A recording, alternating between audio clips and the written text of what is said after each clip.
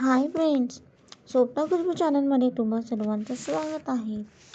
Friends, आज आपण पौराणिक बोधकथा ऐकणार आहोत. त्याआधी तुम्ही जर चॅनलवर नवीन असाल तर चॅनलला सबस्क्राईब करा. पौराणिक बोधकथा ओरछा. कथा म्हटले की प्रत्येकजण कान टवकारतो. कथेचे वेगवेगळे प्रकार देखील आहेत. प्रेमकथा, मर्डर कथा, रहस्य, रोमांच, प्रवास वर्णन आणि बरेच काही. पण मी म्हणेन की ही सगळी कथेची नातवंड. सगळ्यात आधी तर कोणता कथा प्रकार आला असेल तर तो आहे दंतकथा. दंतकथेला स्वतःचा असा कोणता पुरावा नसतो किंवा ते लिखित स्वरूपात फार क्वचित भेटते. कुठेही न लिहिता किंवा त्याचे रेकॉर्ड न ठेवता देखील दंतकथा वर्षानुवर्षे जीवित राहतात. त्या फार वेगळ्या आणि बऱ्याचशा बोध देणाऱ्या असतात. मला तर असे वाटते की दंतकथेच्या सत्यतेपेक्षा त्यातून आपण काय बोध घेतला याच्यावर विचार करणे जास्त महत्त्वाचे असते. यातील बऱ्याचशा गोष्टी या ऐकीव आहेत आणि त्या तुम्ही रामायण, महाभारत मध्ये याचा उल्लेख नसेल. लिखाण सुरू करायला तर बरेच वर्ष झाली, पण याचा पाया रचला तर तो आमच्या आजीने. तसे पाहता ती आमच्या नात्यातली नव्हती, पण लादलेल्या नात्यापेक्षा स्वीकारलेले नाते चिरकाल टिकते. असो, तरीही आजी नेहमी घरी यायची आणि आम्ही चिल्ले-पिल्ले तिला तोपर्यंत सोडायचं नाही जोपर्यंत ती एक गोष्ट सांगत नाही. कथा या शक्यतो रामायण, महाभारत मधल्या असायच्या. तेव्हा फक्त गंमत म्हणून ऐकलेल्या कथा आज पावली आठवतात आणि त्या कथेचा बोध आज होतो. सोबत हे प्रकर्षाने जाणवते की आजीच्या या दंतकथा आत्ताच्या काळातही लागू पडतात आणि आपल्याला मार्गदर्शक ठरतात.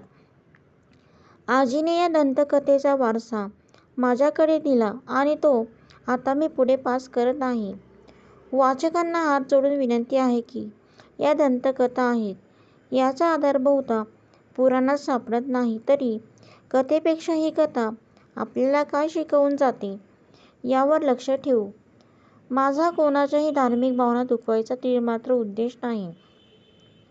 ओरछाचे राजा रामचंद्र, तुम्हाला हे तर माहीतच असेल की प्रभू रामचंद्र होऊन गेले, पण हे माहीत आहे का की प्रभू रामचंद्रांचे राज्य अजूनही सुरू आहे?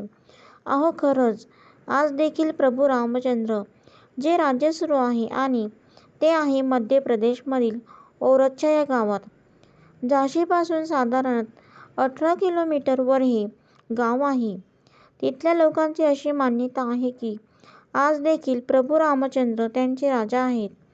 गावामधील प्रत्येक घरात कोणतेही कार्य असू दे, त्यांची सूचना किंवा आमंत्रण राजा राम देणे बंधनकारक आहे. त्यामुळे मुलांच्या बारशापासून मरेपर्यंत सगळ्यांची सूचना आधी राजा रामना मिळते.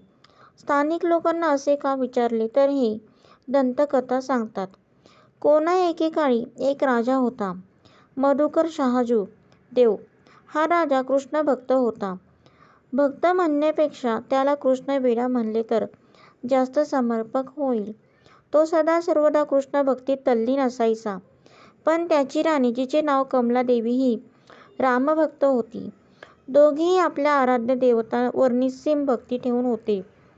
एक ना एक दिवस विवाद होणे स्वाभाविक होते आणि तसे झाले की फार वादविवाद नंतर राणीने विचार मांडला की कृष्ण असो की राम, दोघेही विष्णूंचे अवतार, मग आपला वाद का? दोघेही आपल्या आपल्या विचारावर ठाम होते आणि कोणीही माघार घ्यायला तयार नव्हते. सर्व काही सुरळीत चालू होते, पण एक खंत होती की त्यांना मूलबाळ नव्हते. राजांच्या मनात आले की पुत्रप्राप्तीच्या आशीर्वादासाठी वृंदावनला जाऊन बाकी बिहारींना नवस बोलू, पण राणीचे म्हणणे होते की आपण अयोध्येला जाऊन प्रभू रामचंद्रांना नवस बोलू. दोघांची तोंडे दोन दिशेला होती. शेवटी राजा मधुकरने राणी कमलादेवींना एक विचित्र अट घातली. ते म्हणाले की जा आणि तुझ्या प्रभू रामचंद्रांना शोधून काढ आणि तोपर्यंत परत येऊ नकोस, जोपर्यंत तुला पुत्र होणार नाही. विषय श्रद्धेचा होता. राणीने शपथ घेतली की मी उद्या प्रभू रामचंद्रांना शोधायला निघेल आणि तोपर्यंत परत येणार नाही, जोपर्यंत मला राम स्वतः भेटणार नाही. राणी कमलादेवी दुसऱ्या दिवशी अयोध्येच्या दिशेने निघाली. ती वेड्यासारखे प्रभू रामचंद्रांना शोधत होती. व्यावहारिकदृष्ट्या हा वेडेपणा आहे, पण भावनिक किंवा श्रद्धेने पाहिले तर काही गैर नव्हते. ती प्रभू रामांना शोधून शोधून थकली, पण राम काही त्यांना भेटले नाही. शेवटी ती थकून भागून एक दिवस शरयू नदीच्या काठी तळ ठोकला. सुरुवातीला ती फक्त फळं खाऊन रामाचा धावा करत होती. काही दिवसांनी तिने पाने खाऊन राहत रामाची पूजा करत राहिली. शेवटी तिने प्रण केला की एकतर प्रभू राम स्वतःला मला दर्शन देतील की नाही, तर ते शरयू नदीत आपला प्राण त्याग करेल. एका रात्री ती निराश झाली आणि तिने शरयू नदीत उडी घेतली. दुसऱ्या दिवशी ती जागी झाली तर ती तिच्या बिछाण्यात होती. तिने सोबतच्या लोकांना ही घटना सांगितली, पण कोणीही त्याच्यावर विश्वास ठेवला नाही. प्रत्येकाला वाटत होते की राणी वेडी झाली आहे. दुसऱ्या रात्री तिने पुन्हा शरयू नदीत जलसमाधीसाठी उडी टाकली, पण पुन्हा दुसऱ्या दिवशी ती बिछाण्यात होती. प्रत्येकाला वाटत होते की तिला बहुधा स्वप्न पडले असेल. तिसऱ्या रात्री तिने पुन्हा शरयू नदीत उडी टाकली. जेव्हा ती तळाला पोहोचली तेव्हा प्रभू रामचंद्राने तिला दर्शन दिले आणि तिला वरदान मागायला सांगितले. राणीने वरदान मागितले की प्रभू राम स्वतः त्यांचा मुलगा बनून कायमच्या ओरछाला यावे. त्यावर प्रभू रामचंद्रांनी 2 अटी घातल्या. पहिली अशी की ते ओरछाला आल्यावर ओरछाचे राजा होणार आणि राणीच्या आनंदाचा ठिकाणा नव्हता. तिला आभाळ ठेंगणे झाले आणि तिने तुरंत अटीचा स्वीकार केला. दुसरी अट अशी होती की प्रभू रामचंद्रांना ज्या ठिकाणी विराजमान केले तिथून कोणी उठवणार नाही. राणीने दोन्ही अटी मान्य केल्या. दुसऱ्या दिवशी जेव्हा तिचे डोळे उघडले तेव्हा ती बिछाण्यात होती. तिला वाटले की हे देखील स्वप्नच होते, म्हणून ती उदास झाली. पण जेव्हा ती उठत होती तेव्हा तिच्या लक्षात आले की तिच्या पदरात एक रामाची मूर्ती होती, जी बाळ स्वरूपात होती. तिला सर्व आठवले. काल प्रभू रामचंद्रांनी याच रूपात तिला दृष्टांत दिला होता. तिने लगेच राजा मधुकरला निरोप धाडला आणि ती स्वतः प्रभू रामचंद्राच्या बाळ स्वरूपाला उचलून ओरछाच्या दिशेने चालू लागली. तिचा विश्वास इतका ठाम होता की प्रभू रामचंद्रांना शोधायला निघतानाच तिने मंदिर बनवायची सूचना राजगवंडींना दिली होती.